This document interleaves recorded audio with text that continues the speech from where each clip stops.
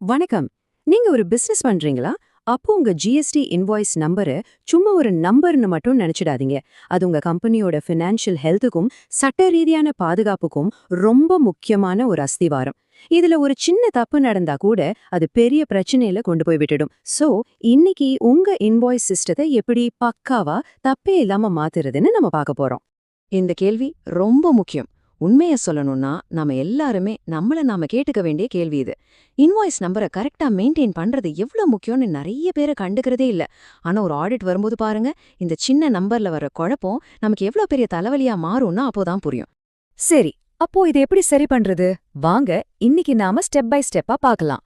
முதல்ல அந்த 16 கேரக்டர் ரூல்னா என்னன்னு ஆரம்பிச்சு ஒரு பெர்ஃபெக்ட்டான இன்வாய்ஸ் சிஸ்டமை எப்படி உருவாக்குறது, அப்புறம் எல்லாரும் பண்ற பொதுவான தவறுகள் என்னென்ன, அதை எப்படி தவிர்க்கிறதுன்னு எல்லாத்தையும் தெளிவா பார்க்க போறோம்.